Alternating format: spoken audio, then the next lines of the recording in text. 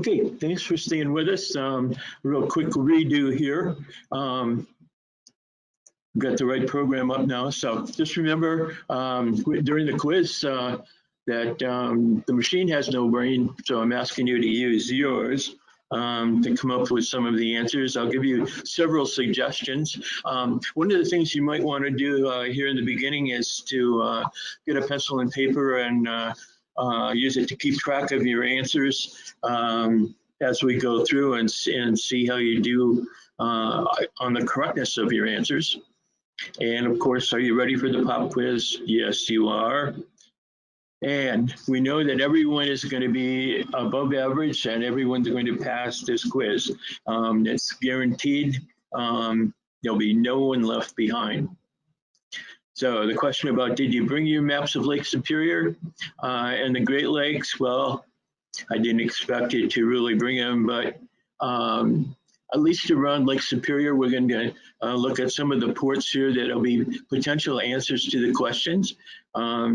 Duluth-Superior, Thunder Bay, and the Sioux Locks, Whitefish Point, Marquette, Michigan, up at the Keweenaw Peninsula, the upper thumb of Michigan, up at Isle Royal, which is kind of the land barrier for the entry to Thunder Bay, over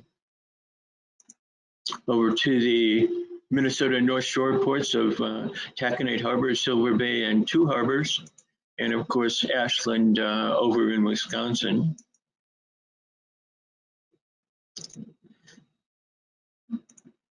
As we look around the Great Lakes, lots of other ports to choose from, large ports that can be answers.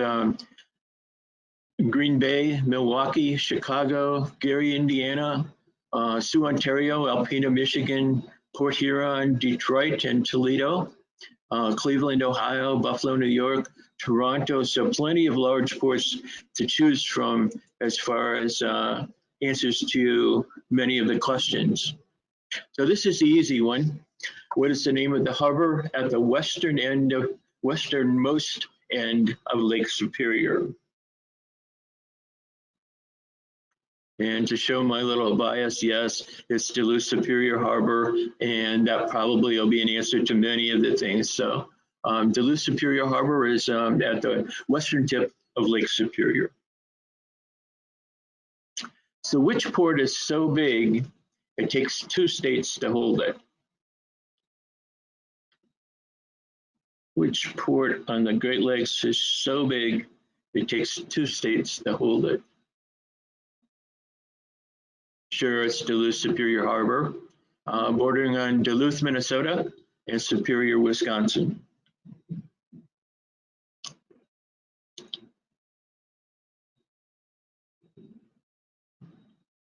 Which Great Lakes port is formed by the longest bay mouth sandbar in the world? The longest sandbar in the world, bay mouth sandbar. Okay. Once again, it'll be Duluth-Superior Harbor. And our harbor is formed by Minnesota Point and Wisconsin Points. They're about, in total, maybe 8 or 9 miles long. They protect the harbor, the working harbor, from Lake Superior. Most of the, not most, but more than half of the Minnesota side of the point of the sandbar is residential and recreational, then quite a bit natural area, and over on the Superior side is mostly natural area over there. Okay, so Minnesota and Wisconsin points are the answers. This old drawing shows the Minnesota point, that kind of curved area in the central of the illustration. It really hasn't changed too much. It's a little bit wider than when this illustration was done before the turn of the last century, sometime in the late 1800s.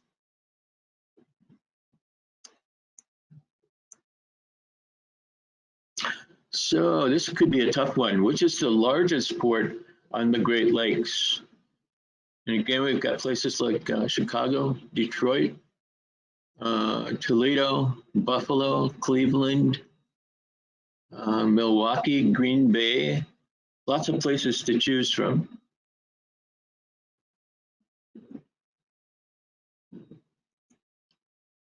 But it's going to be right here, Duluth-Superior Harbor. And the reason we're the largest is that we have 17 miles of dredged channels. Those channels are maintained by the U.S. Army Corps of Engineers, and that's what allows this natural harbor to be used as a commercial harbor, is the dredged channels. Most of them will allow the boats to load down to like 27, 28 feet and be able to move around the harbor safely. In the illustration here, the map of the harbor, this is called a project map for the Corps of Engineers. All of the white area in the blue water, those are the dredged channels. Up at the top, kind of in the center, is the Duluth entry. Then down at the bottom on the right is the Superior entry, and then those two are connected. The two entries are about 6 or 7 miles apart. And if you kind of use that as a yardstick, let's say it's about 7 miles kind of between the two, you can then look at the upper river and see that, yes, you can find all of those 17 miles of channels in the harbor. The material that is dredged from the harbor is used in a variety of ways. Most of it is recycled in a way, creating new lands, creating new underwater areas to improve habitats. The material that is removed to keep the channels deep enough so that commercial traffic can come and go unimpeded. Since we are such a large harbor, this question is really about how long is the shoreline that surrounds Duluth-Superior Harbor? How long is the shoreline? We know it's about 7 or 8 miles between the two entries. And we've got that stretch up the river, and we've got the 17 miles of channels. And now we're talking about both sides of the river and the harbor. And let's see how we do. 29 miles, 39 miles, 49 miles. Somewhere in there, what could possibly be a correct answer?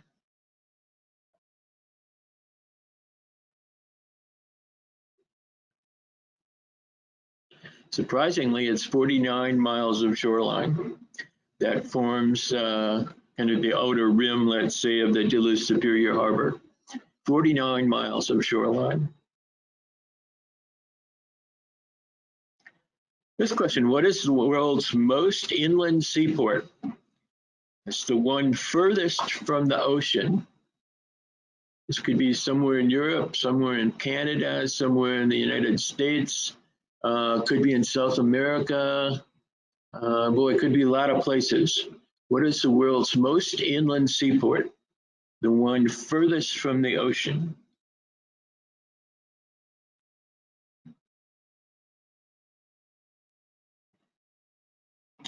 Once again, it's Duluth-Superior Harbor. If you're an American or if you're Canadian, you could say Thunder Bay Harbor as well. The real answer, as I'd say, is Duluth-Superior Harbor is 2,342 miles in from the Atlantic Ocean. Thunder Bay Harbor in northern Lake Superior is 2,222 miles, so about 120 miles closer to the Atlantic. And both of us, of course, are 600 feet above sea level. So Duluth-Superior Harbor is 2,342 miles in from the Atlantic and is the world's most inland seaport. Let's kind of get an idea from the tip of Lake Superior on the left to the Gulf of St. Lawrence on the right there.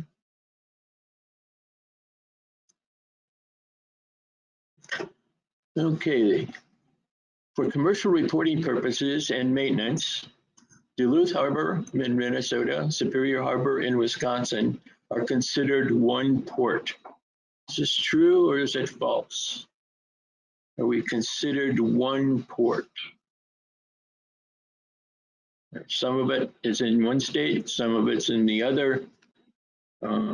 Is it considered as one port? Yes, it is. It is true that the harbor is considered for maintenance and appropriations as one port.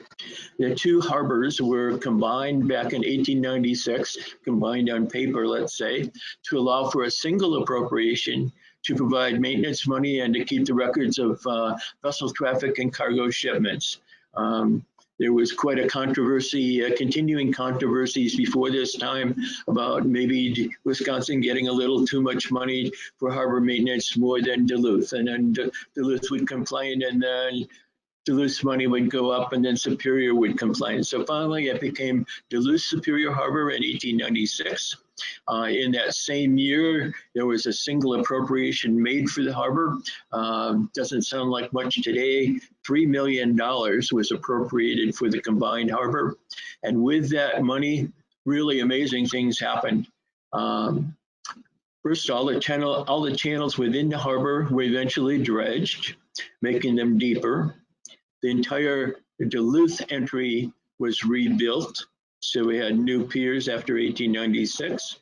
And then once Duluth entry was done over on the Superior side, the Superior entry was completely rebuilt with new piers and a huge breakwater complex over there. So the two harbors are considered one. Appropriations, or a single appropriation for the combined harbors, and the vessel traffic and cargo shipments are combined. Back when I came to the museum in 1977, we were getting about 2,000 ships a season into the port in Duluth and Superior. Earlier than that, back in this 1896 time, they were getting approximately 3,000 boats into the harbor on both sides, using both entries. So busy times. So which Great Lakes port is visited by the largest number of ships annually? Now, I said it was about 2,000 when I came in 1977.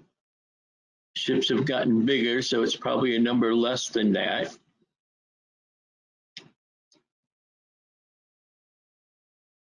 Yeah, it's Duluth-Superior Harbor. And we get about 800 ships a year now in and out, or ships into the harbor at both Duluth and Superior entries. That includes about 500 American Great Lakes freighters, about 200 Canadian Great Lakes freighters, and about 75 of the foreign flag vessels or salties that come into the harbor and visit the various docks.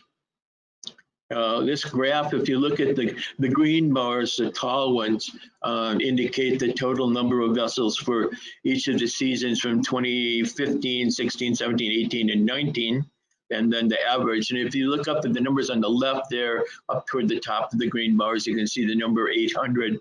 And each season is up a little above the 800, a little below the 800. So in that range, it averages about 800 each season. You look at the other bars, tell us the type of vessels. The shorter gray bars are American vessels. You see that kind of hovers around the 500 mark. Then the Canadian vessels are the yellow or gold bar. That's sort of in the 200 range.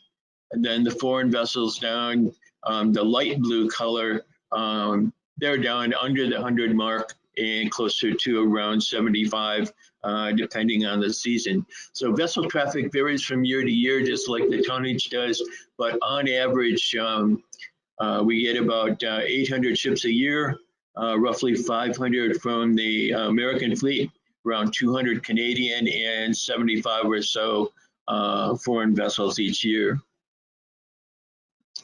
Foreign vessels are always quite popular in Canal Park, the ones people like to see because they're colorful, they seem very large. Quite a bit of them sticks out of the water here because they can't load as deep on the Great Lakes as the other vessels, Great Lakes vessels, because they have to go through the St. Lawrence Seaway, which eventually limits the draft to only 26 feet.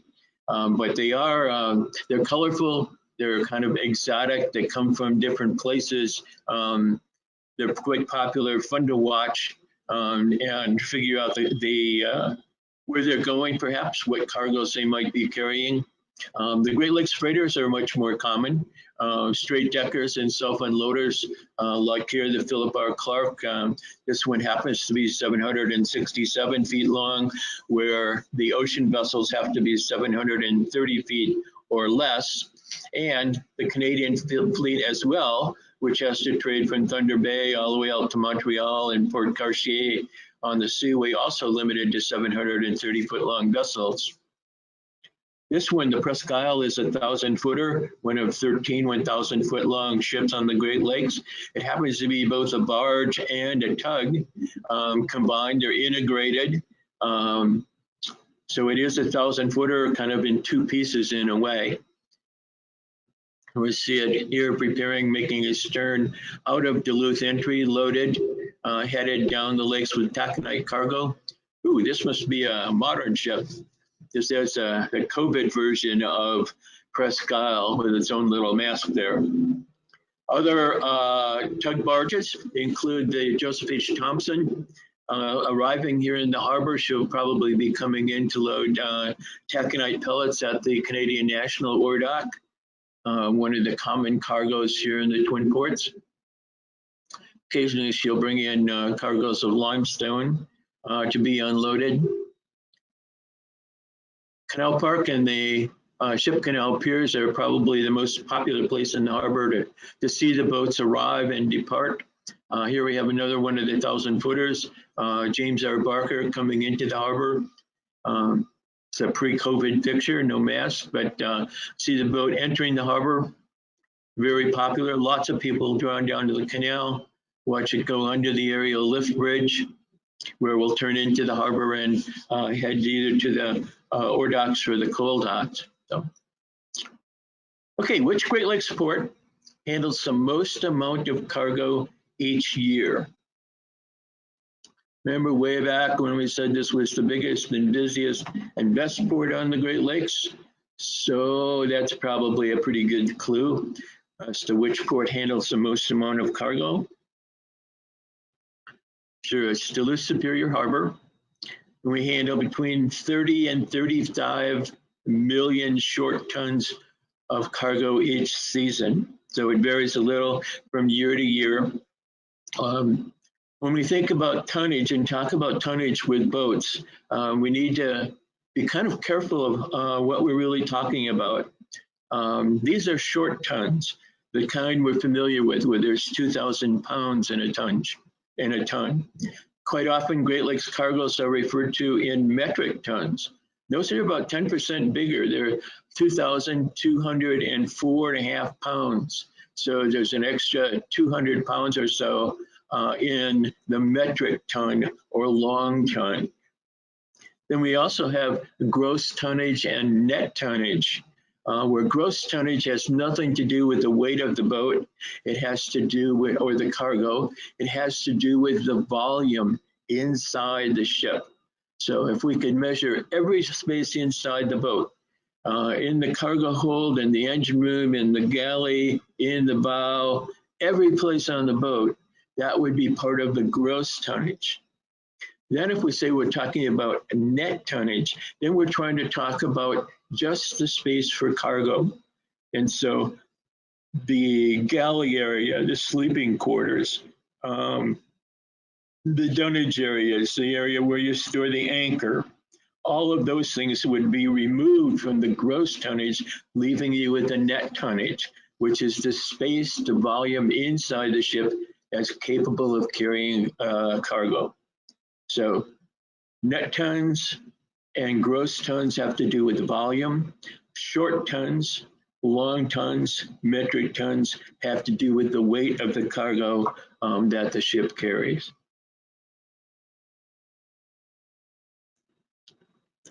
Over in the column on the left is the year for the last 5 years, and the second column on the left there shows the tonnage in millions of tons. What we have shipped was 32.8, 30.1, 35 million, 35 million again, 33 million. So it averages out in these 5 years about 33.5 million tons.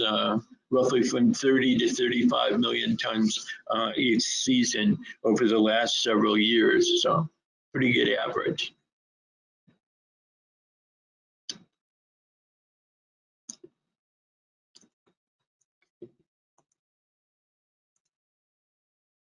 Okay, what are the leading cargoes in the Twin Ports? What are the cargoes that we ship through Duluth-Superior or that arrive in the harbor? What kind of cargoes? Well, we all know about iron ore and taconite, and probably about coal, grain, cement, limestone, bentonite, clay, all kinds of cargoes that come and go in the Twin Ports. The big one, of course, is iron ore. Roughly 60% of the cargo that moves through the port is export iron ore going to US and Canadian ports. Also coal, pretty important at 20%, 1/5 of all the cargo that goes through here is coal. And our coal is pretty much low sulfur Western coal that comes from out in Montana and Wyoming, comes into the port by rail and is transshipped from here to the lower lakes to be turned into electricity, most of it around the Detroit area. We do get some coal that comes into the port that's used for heat energy in the conversion of limestone to cement and lime. Grain is another important cargo. Between 5 and 10% of all the cargo that moves to the port is grain. Now, we'll tell you, we kind of cheat a little bit on grain. And, grain's easy to say, but really it's more like agricultural products, because included in grain, besides things like wheat and barley, they include corn, sunflower seeds, sweet potato pellets, yes, sugar beet pellets. So there's other things that go into making up what the grain number actually is. And then there's those other cargoes. The other cargoes, limestone, cement, salt, bentonite, clay, those things, when we think about those, as well as grain, coal, and iron ore, we notice those are all bulk cargoes. They don't come in packages. We don't package them here. Limestone comes in as limestone, and it pretty much leaves as limestone. Grain comes in as grain, it leaves as grain. We didn't turn it into flour or loaves of bread here. The iron ore comes in as iron ore by train, and we ship it out as iron ore or taconite. It's not until it gets to the lower lakes that it's converted to steel. So these are bulk cargoes. Ones that are a little bit different and are one of our common liquid cargoes is calcium chloride. As a liquid, it's quite often used as a dust suppressant. So it's gravel or sandy, dirty dirt roads will be sprayed with calcium chloride to keep the dust down. And also the general cargoes, and these are really important. That's a lot of what's handled at the Duluth Port Terminal. That's the windmill parts, the towers, the nacelles, the blades that come in, plus things like huge rolls of steel that come in, paper products, special kinds of clay for the paper making industry. Those things come in, and those are packaged in some way in the general cargo. And the calcium chloride, of course, is a liquid cargo.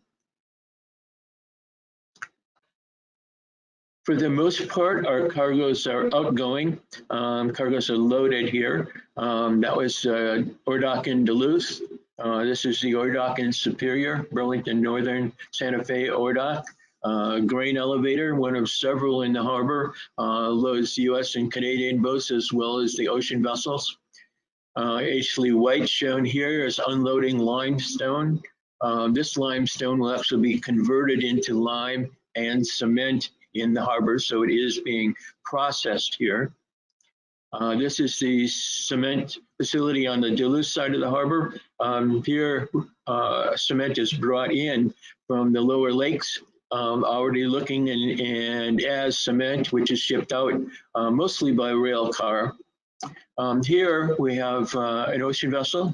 Let me just back up. That one was an ocean vessel that in the general cargo, you can still see up on this deck, there are two light gray windmill blades there. So it is part of the general cargo here in the Twin Ports.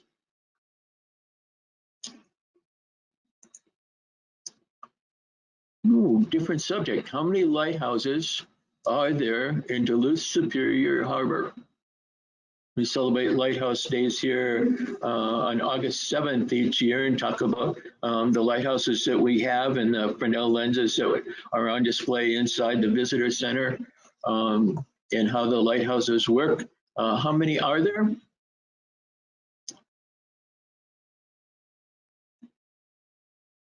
Well, there are 5 lighthouses, 4 that are still operating, but none of them has its original Fresnel lens. The 3 Fresnel lenses from the lighthouses here at the Duluth entry, the one on the North Pier, or North Pier Head, South Pier Head, or the outer range light, and then the inner range light, the tall one here. Those 3 Fresnel lenses were removed and replaced with LED lights, modern lights, and the lenses were donated here to the visitor center and are on display inside. Once we get past the COVID things, we'll be able to allow people to see them. They're really quite spectacular with all of their prisms and the polished brass and the glass, and they're very pretty, and they were extremely functional. The new lights are LED lights. They are sometimes referred to as in their shape, they're kind of like donuts. It's a ring of the LED lights on the outside, opened in the middle. And to make the lights brighter, you can turn each section up a little bit, but most of the time the brightness comes from stacking up layers of these LED donuts. A normal tall stack is around 8 of these LED lights. If you still need something brighter, they can double up the stacks so you can get on top of each other. You can have a stack of 8 with another stack of 8 on top of it. The lighthouse over here in Superior, this one with the red roof, I've always liked because of the shape of the building itself. These are drawings of what the LED lights look like. Most common will be red, white, and green. Because they are LED, they can be adjusted with a computer. And if for some reason you wanted a violet light, you could dial in a violet color or a blue light or a yellow light. But the standard ones for navigation would be red, white, and green. And that's the way they're tuned up here in the Twin Ports and around the Great Lakes. There's no really exotic colors for the Coast Guard lighthouses.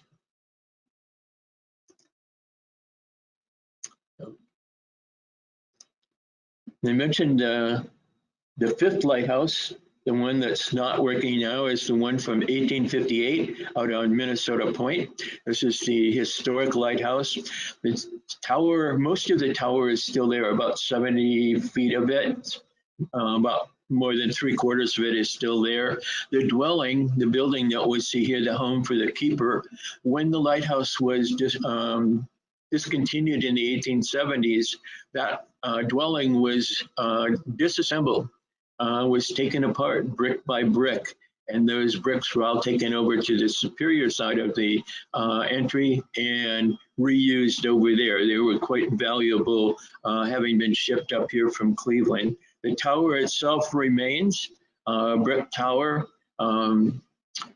It's in an enclosure, but you can get right up to the enclosure out on Minnesota Point.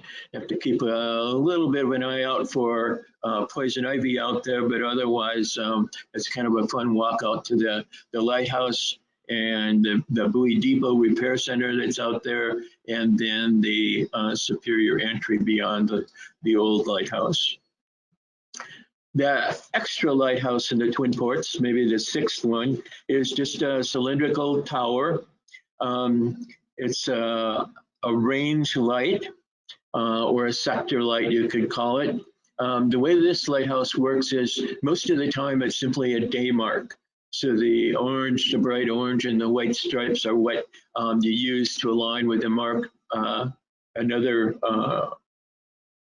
a light or a day mark in the river channel to line up when you're coming from the upper river dock at Sea Rice Terminal And as you're coming downstream again, you use this to line up to come down the river far enough to make your turn to go through the drawbridge up there and under the Bong Bridge. So the way this lighthouse turns with this light, you can't really see it in the lens itself, but the green part of the light on the top there is actually Fresnel lens. It doesn't have all the curved prisms. It has vertical prisms. And this light, the way those prisms are molded, you can only see this light for 1.5 degrees off center. So if you go a little bit to the left or a little bit to the right, you won't be able to see the light. And that tells you when you can see it, that you really are on the correct course to come downriver to make your turn to go under the drawbridge or through the drawbridge and then under the Bong Bridge coming down the harbor. So this is the sixth lighthouse. The cylinder is about, I'd say, maybe 5 feet in diameter and stands about 30 feet tall. It's not really big. It's in a pretty little spot, though. It's a nice little marshy spot with standing water, cattails, and whatnot. It's a cute little spot. So, true or false? Is Lake Superior the world's largest freshwater lake by surface area? Sure, you probably heard this lots of times. Lake Superior surface area is around 31,700 square miles, okay, just for the surface itself, not the watershed land around it, but just on the surface. In that 31,000 square miles is how much of the world's fresh water? Yeah, 10, 15, 20%. Well, they're all pretty big numbers for all the world's fresh water.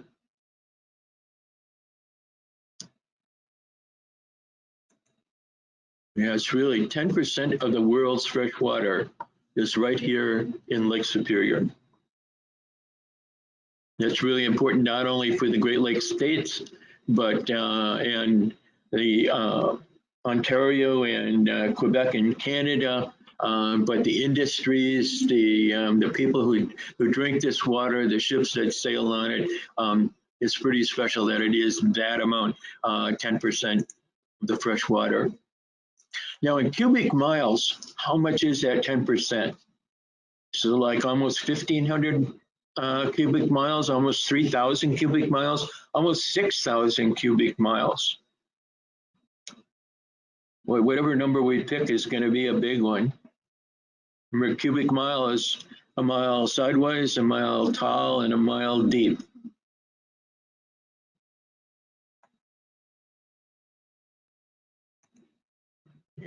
Right around 3,000 cubic miles of water inside the harbor, or not the harbor, but Lake Superior. Almost 3,000 cubic miles. Ooh, this could be almost an essay question. Where does the St. Lawrence Seaway begin? Where does the St. Lawrence Seaway begin? There's ocean vessels that come all the way in from the Atlantic, 2,342 miles, go through the Seaway and the Great Lakes. Where does the Seaway begin?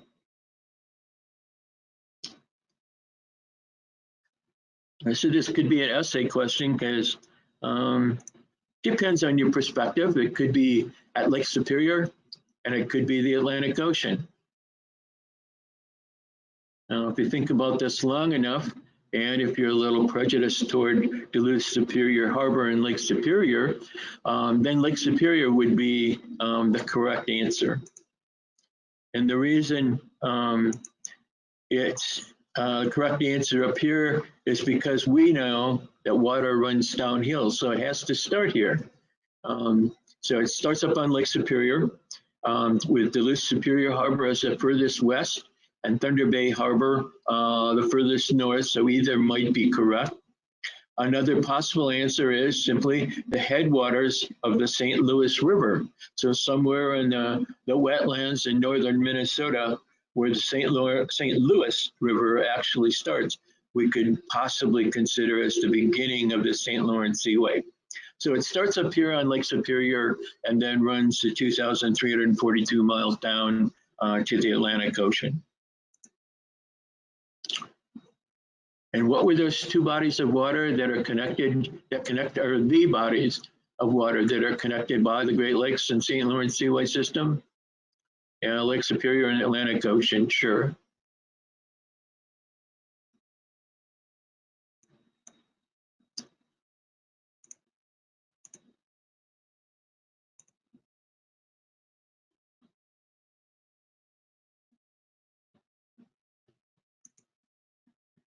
Okay. How long is Lake Superior from the east to the west? They're going from Duluth-Superior Harbor to Whitefish Point and on down to the Sioux Locks. How far is that across Lake Superior? It takes the boats about 27 hours to sail from one end of the lake to the other. They go about 15 miles an hour, something like that. That's something you might use. Yeah, it's actually one of these numbers. 350 miles, 530, or 160. And it is 350 miles. What about how wide the lake is? Not so much the wide, but from north to south. Let's just say kind of how tall is Lake Superior from the north to the south or south to north? Well, we know it has to be less than the 350. Again, we have the same numbers, 160, 530, and 350. Well, we already used the 350. 530 would make it really, really tall. So I think 160 sounds pretty good. Yeah, it's roughly 160 miles north and south.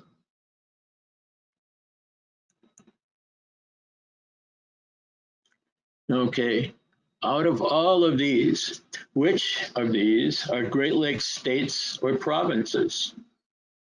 A is Ohio and Pennsylvania and Michigan. B is Illinois, Indiana, and Minnesota. C is Ontario, one of the provinces, New York, Wisconsin. Boy. Well, I know Ohio is on the Great Lakes, not sure about Pennsylvania. Michigan is the Great Lakes state, so that's one. Illinois with Chicago kind of holds in part of Lake Michigan. Indiana's right next to Illinois, it holds up the bottom of Lake Michigan. Minnesota's right on Lake Superior. Ontario, yep, it's the north part of Lake Superior. Also Lake Huron, also Lake Erie, also Lake Huron. What about New York? Does it even touch the Great Lakes? And Wisconsin, of course, we know holds in part of Lake Michigan. So the answer is really all of the above. Okay, so if we look at Ohio, and then Pennsylvania is that little spot there. Michigan, Great Lakes state, Illinois, Indiana, of course Minnesota, the province of Ontario for the Great Lakes. We'd add Quebec state. There's actually quite a bit of Lake Ontario and Lake Erie.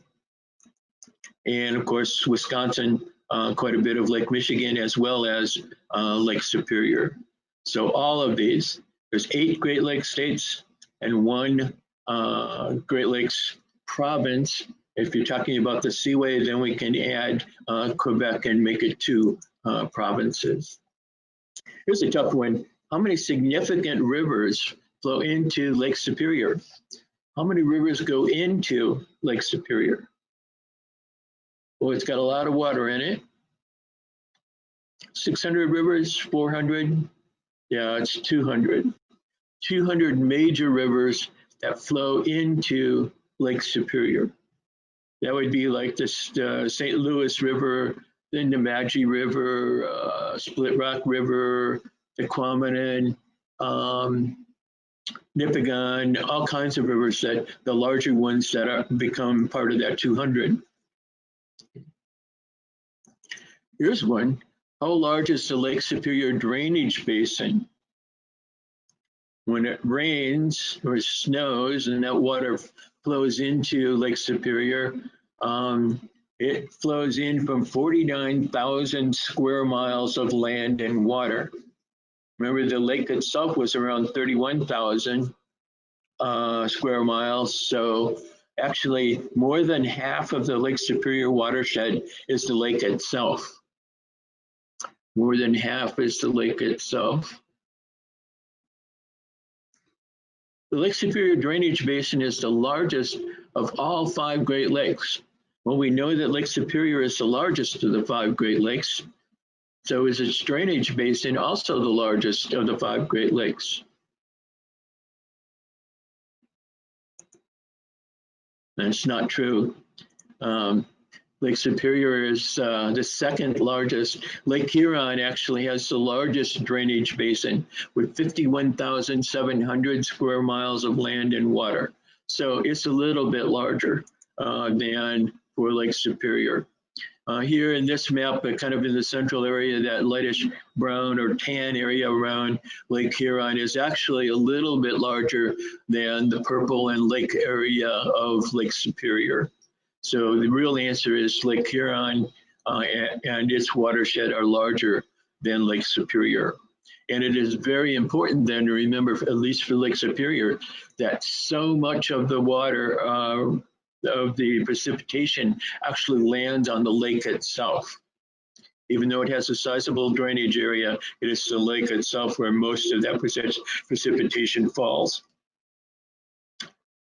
Here's one. The average underwater visibility in Lake Superior is about 15 feet. Is that true or false? Yeah, Lake Superior is really clear. The average visibility is about 27 feet, so twice that 15 in Lake Superior, and it can be up to 100 feet. They measure it with something called a Secchi dish.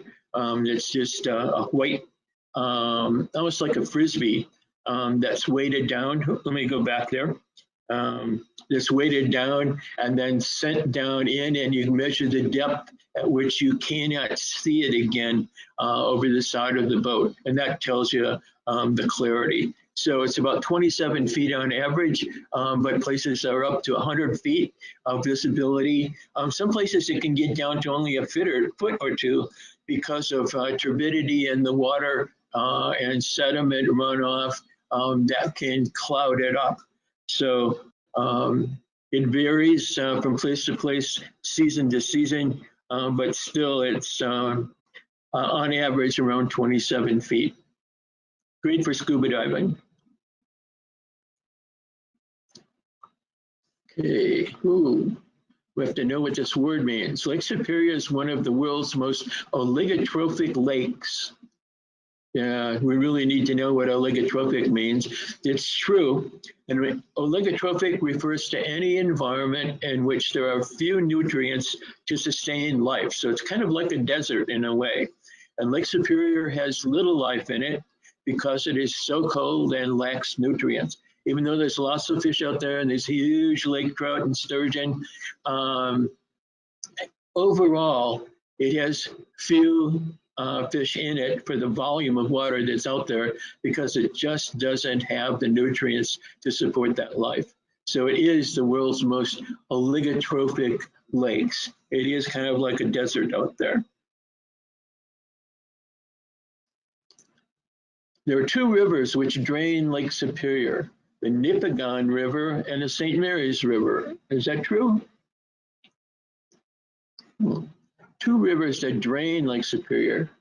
No, it's false.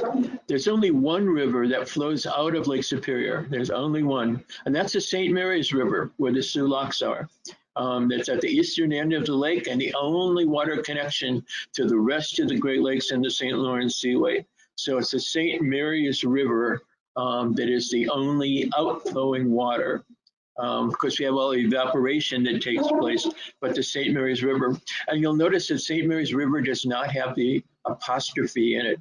For some reason, it's traditionally, this, even though it should be possessive, there is no apostrophe in the Marys of St. Mary's River.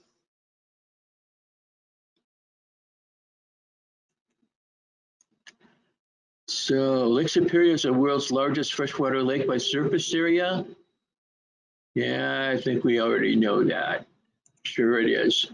31,700 square miles of surface area. So it's really important when precipitation falls on the lake, it adds directly to the lake, and there's a lot of lake to accept that. So 31,700 square miles of water area. At the far end of Lake Superior are the 4 locks at Sault Ste. Marie. When the ship leaves here and has to go through the locks, it only has to go through one. Is that true? Sure, it's true. It just goes through one of the 4 locks. You've got the Davis, Sabin, MacArthur, and Poe locks. They're parallel to each other, so you really only have to go through one, and that's decided for you by the lock master.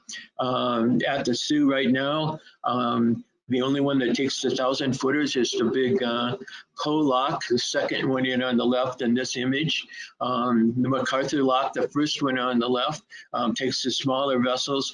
And the 2 on the right, the Davis and the Sabin lock, those are the locks that are being that are decommissioned now and are being converted or rebuilt as a new lock, the same size as the Poe lock. So there'll be a second lock that can handle 1,000 footers. It'll still be 1,000 feet long and still handle boats that are 1,000 feet long, but it won't be larger than the Poe lock. It'll be the same size and handle the same size vessels as the Poe lock when it's completed.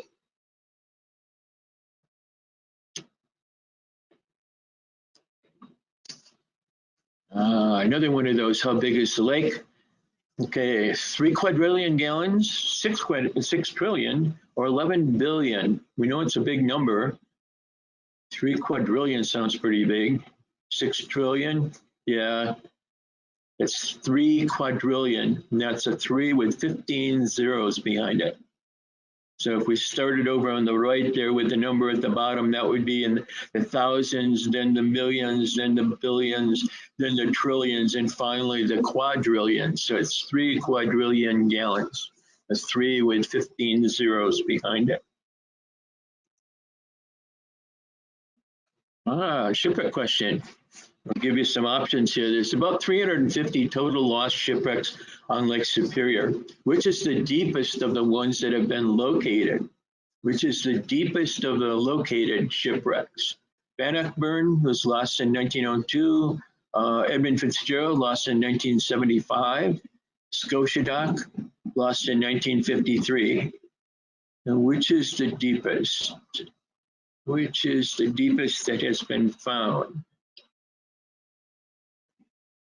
Well, you might know that the Edmund Fitzgerald is in 535 feet of water. The Bannockburn is one that just simply disappeared, so we don't know how deep that one is. And that sort of leads to Scotia Dock then. It was lost in a collision in fog in 1953 on the north side of Isle Royale, actually in Canadian waters. It was located in 2013 near the Canadian shoreline, and it sits in 800, excuse me, in 800, one more time, sits in 870 feet of water. So it is very deep. It's way beyond scuba diving depth. You would see it with an ROV, a remote controlled camera, or just a drop video camera to explore a shipwreck like that, or maybe someday a small submarine will be down to explore the Scotia Dock. Speaking of deep, how deep is Lake Superior in its deepest spot? 233, 533, or 1333? Yeah, it's about a quarter of a mile, 1,333 feet. Sometimes you'll see that written in fathoms, and it'll be 222 fathoms. And if you measure, a fathom is 6 feet. That's social distance. If we measure or multiply 6 times 222, we get 1332 as the depth. So it's right around that 1333. There are some other numbers that are a little bit less, depends on who and when it was measured. It's actually kind of like a hole in a long, deep trench. If you look on this bathymetric map of Lake Superior, where the yellow triangle is down at the bottom there, just above that, you'll see a red X, and that marks where that deepest spot is. It's essentially north of Munising, Michigan, and it's about halfway north. If you went over to the left a little bit and up, there's another little reddish area that's Standard Rock. So it's about halfway north to Standard Rock, but pretty much north of Munising, Michigan. Then it's a hole in a long, deep trench. So 1,333 feet. So we know how deep the deepest spot is. How about the average depth? Almost 500, a quarter mile, 600 feet. What do you think? We could take the lake, flatten out the bottom, straighten up the sides, it would be almost 500 feet deep. We turned it into a swimming pool. So it's 489 feet. If you visit here in Duluth-Superior Harbor, look up at the hillside from Canal Park. The top of the hillside up where the Copper Top Church is up there is around 500 feet above Lake Superior. And that would be the old shoreline. And that for Lake Superior, when it was at one time 500 feet above the level that it's at now, that's also essentially the average depth of the lake. And if you turn around and look at the aerial lift bridge here, that 500 feet or the 489 is more than 2 times the height of the aerial bridge. So more than 2 times the height of the aerial bridge, or around 500 feet, the top of the hillside here in Duluth. Another river question. Lake Superior's 2 largest tributary rivers are the St. Louis River here in Duluth, and Nipigon River up in Thunder Bay, actually in Nipigon Bay. Yeah, that's true. Those are the 2 largest rivers. Actually, Nipigon River is the largest. St. Louis River is the second. There are 2 and the 2 largest of the 200 streams that feed into Lake Superior. Plus, there's another 200 of the smaller ones that have names and consistent water flow that are more like creeks and streams. But of the larger ones, there's roughly 200, and the 2 biggest are the St. Louis River here in Duluth, and that forms part of the harbor, and then the Nipigon River up next to Thunder Bay in Nipigon Harbor or Nipigon Bay.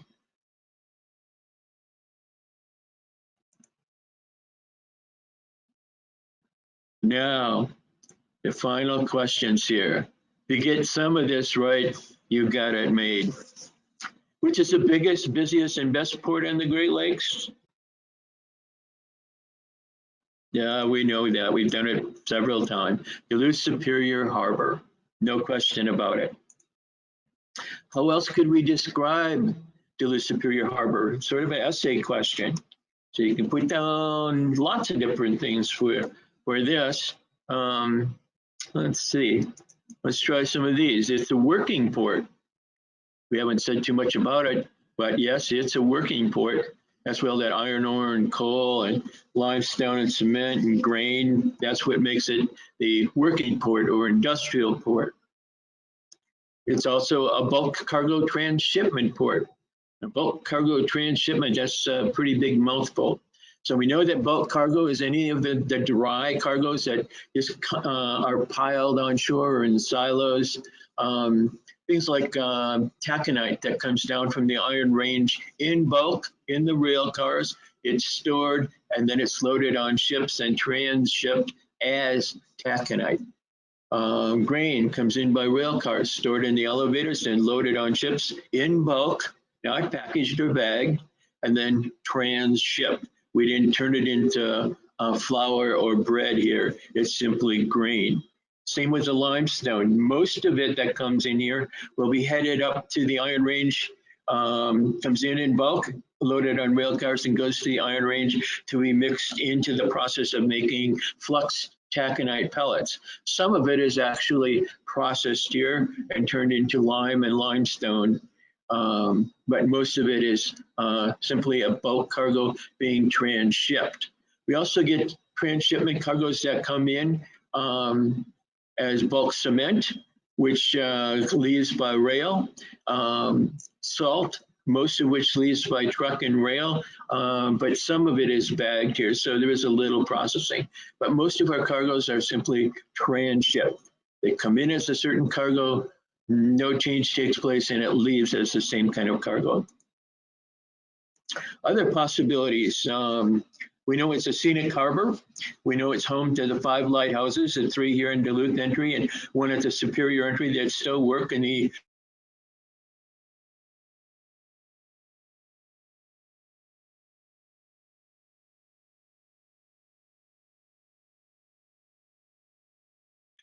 original lighthouse out at the point that was built in 1858, and then the little upper range.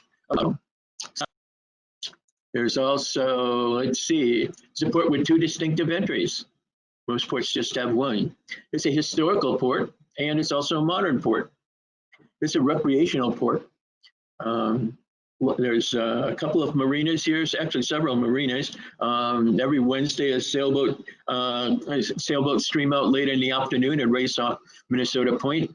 It also has several distinctive habitats here, including the lake itself, Lake Superior, the riverine area is St. Louis Harbor, or St. Louis River, and the estuarian area, that area that's kind of, we're not really sure if it's a river or a lake, that kind of mixture. Not really sure. Is the estuarian. Then we've got, sand dunes and marshlands and old growth forests. So it's a lot of natural area here in the harbor as well. And finally, the Duluth-Superior Harbor is #1 in the nation for ore shipments. #1 in the nation. And #7 nationally among all the possible ports for coal shipments. So I like to joke now and then that Duluth Superior Harbor ships more cargo than San Francisco. The reason being that San Francisco doesn't handle cargo anymore. It's other areas in San Francisco Bay that actually do the shipping there. So it doesn't really mean anything, but it's kind of fun to say. And Duluth Superior Harbor is also the #1 port on the Great Lakes for bulk cargo shipments. And it's number 22 nationally, almost always in the top 25 for shipments of any kind of bulk cargo. So we do very well in the bulk cargo transshipment department. So we've now finished our quiz. We know that everyone has passed. We got the last answers, most of them correct. The survey shows that everyone is above average. And so that makes you fans of Duluth Superior Harbor or Lake Superior and possibly the rest of the Great Lakes and St. Lawrence Seaway system. And even though when I put this together, I definitely showed my bias toward Duluth Superior Harbor, even though the things were true, we need to remember that every place is special. So wherever you are, wherever you call home or where you go on vacation or go to visit friends or family, even if that place is just so absolutely average, there is nothing that is above or below average. It's still special because of that. So every place that we want to be or think about is special in some way. So even though Duluth Superior Harbor seems to be special in lots of ways, most other harbors and towns are special that way too. Different ways, but they're special. So it's not just Duluth Superior Harbor. So it's time for questions now. See what we can do. See if you can quiz the quizzer.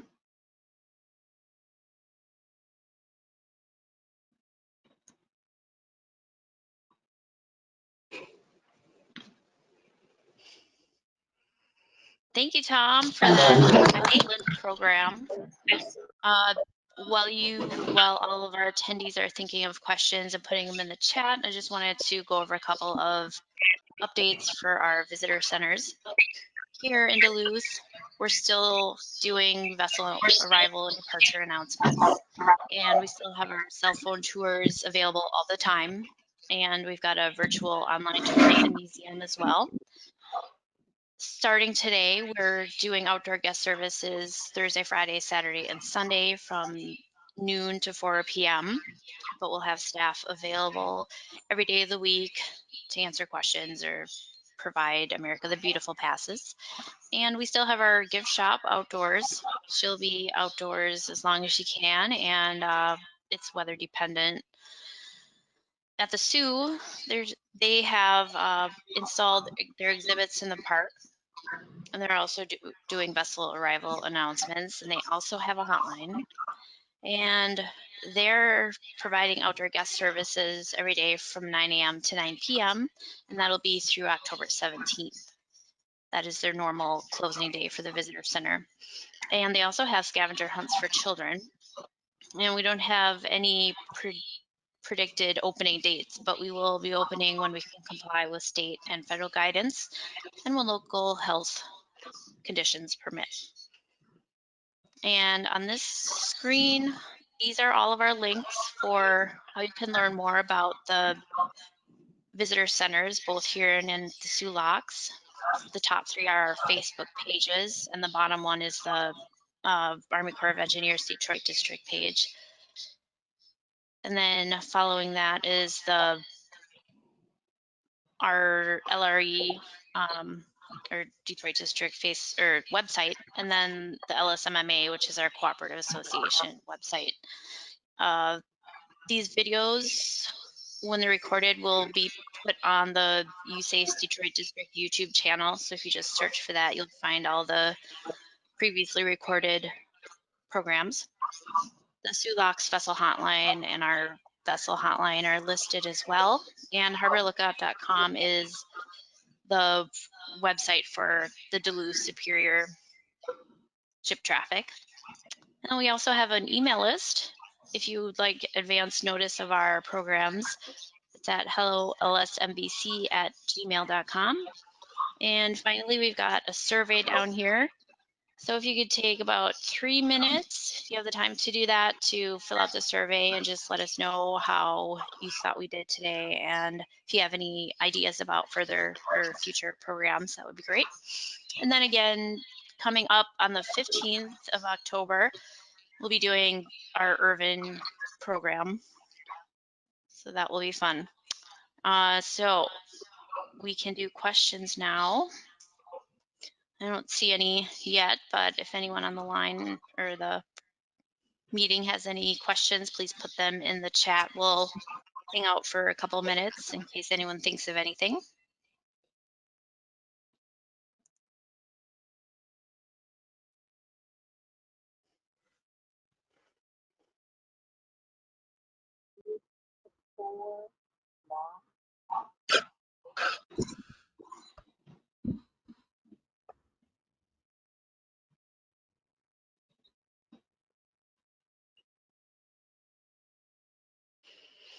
Hey, Tom, we got a question.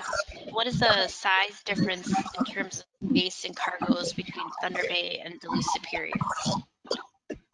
Oh, an actual number difference between the two, I don't really know.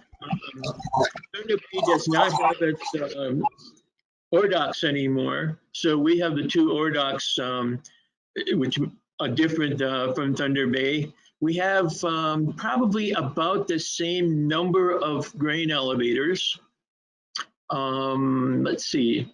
Our Duluth Port Terminal is physically larger than the similar facility in Thunder Bay. We have more, say, laydown area, flat area to use, more buildings, and more individual docks associated with our port terminal. So we are bigger in that general concept, but a real number I don't know. Thunder Bay seems to be quite large because it's a long, narrow port where we kind of spread out in kind of a T shape in a way, where Thunder Bay spreads out along the waterfront, the old Fort William and Port Arthur waterfront. So it's a little bit different, but we definitely are larger.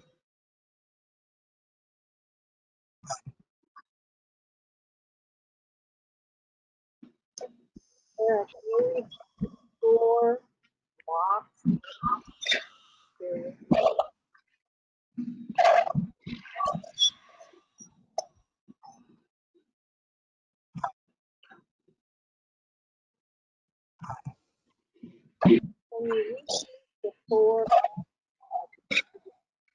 Can't tell if Claudia was asking a question or not. Yep. For the name of the two locks. The sulaks, the names of the four sulaks, would be the Polish Pacific one. The MacArthur lock is a smaller lock that's still working.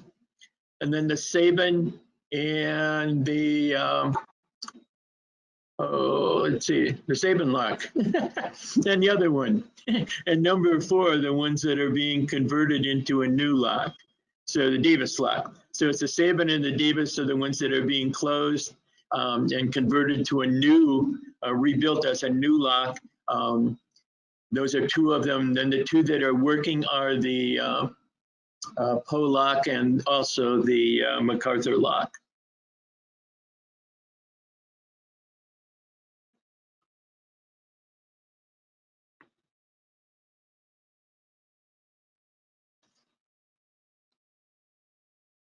Okay, we can wait just another minute or 2. If anyone thinks of any questions, you can put them in the chat.